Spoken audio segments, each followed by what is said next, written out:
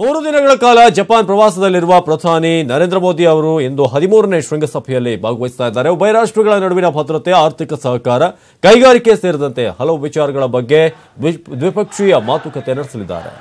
ಇನ್ನು ಜಪಾನ್ನಲ್ಲಿರುವ Indian committee ಜನರ ಅವರನ್ನ ಉದ್ದೇಶಿಸಿ ಮೋದಿ ಭಾಷಣವನ್ನ ಮಾಡೋದಕ್ಕೆ ಕಾರ್ಯಕ್ರಮಕ್ಕೆ ಆಗಮಿಸ್ತಾ ಇದ್ರು. ಈ ವೇಳೆ ಜಪಾನ್ನಲ್ಲಿರುವ ಭಾರತೀಯರು ಮೋದಿಗೆ ಜಯವಾಗಲಿ ಅಂತ ಕನ್ನಡದಲ್ಲಿ ಘೋಷಣೆ ಕೂಗಿದ್ರು. ನಂತರ ಟೋಕಿಯೋದಲ್ಲಿ ಭಾರತೀಯರನ್ನು ಉದ್ದೇಶಿಸಿ ಮಾತನಾಡಿದ ಮೋದಿ, ಬದಲಾವಣೆಯ ಹಾದಿಯಲ್ಲಿ ಭಾರತ ಸಾಗ್ತಾ ಇದೆ. ಇನ್ನು ವಿಶ್ವದ ಶಾಂತಿ ಕಾಪಾಡುವಲ್ಲಿ ಭಾರತದ ಪಾತ್ರ ಮಹತ್ವದಾಗಿದೆ. ಭಾರತದ ಬಗ್ಗೆ ಅರಿಯುವ ಉತ್ಸುಕತೆ ವಿಶ್ವದೆಲ್ಲೆಡೆ ಹೆಚ್ಚಾಗ್ತಿದೆ ಅಂತ ಹೇಳಿದರು.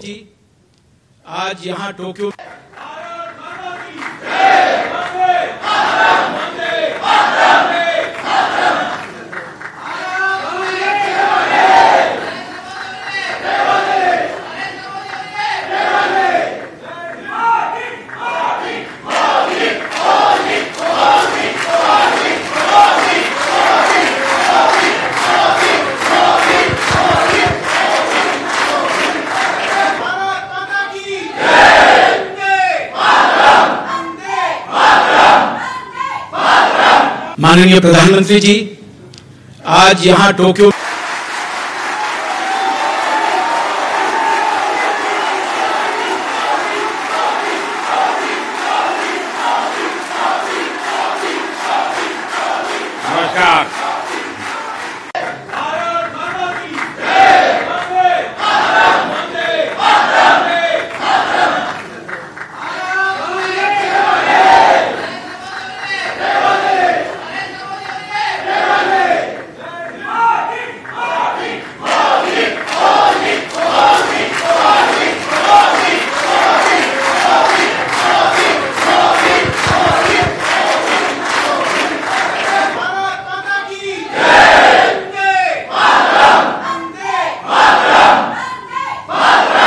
माननीय प्रधानमंत्री जी, आज यहाँ टोक्यो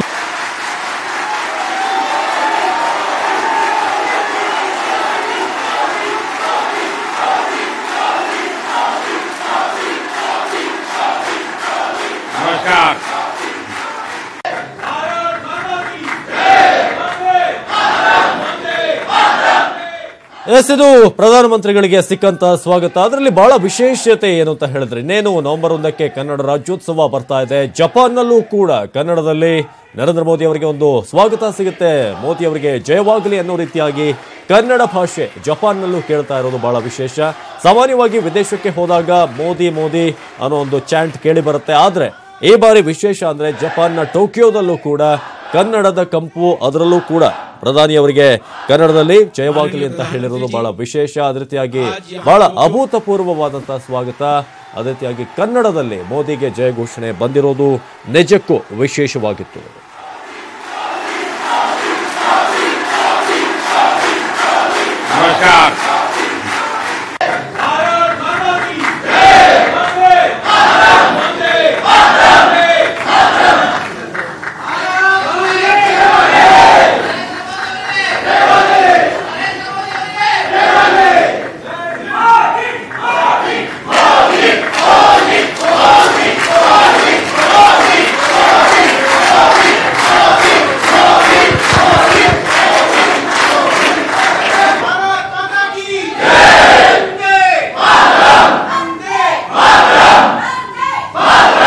माननीय प्रधानमंत्री जी, आज यहाँ टोक्यो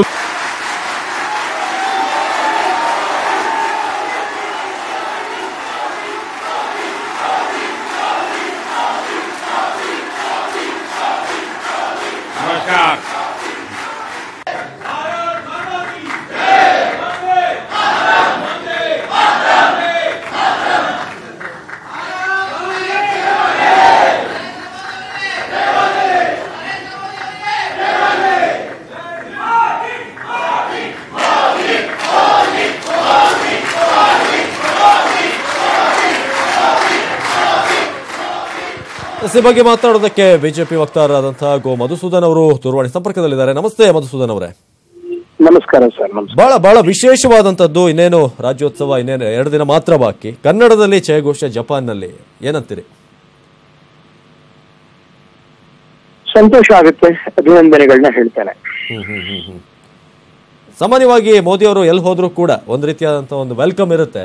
ಆದ್ರೆ ಈ ಬಾರಿ ಜಪಾನ್ನಲ್ಲಿ ಈ ರೀತಿಯಾದಂತಹ ಸ್ವಾಗತ, ಮತ್ತೆ ಈ ಒಂದು ಶೃಂಗಸಭೆಯ ಬಗ್ಗೆ ಏನಂತೀರಿ ಅಂತ?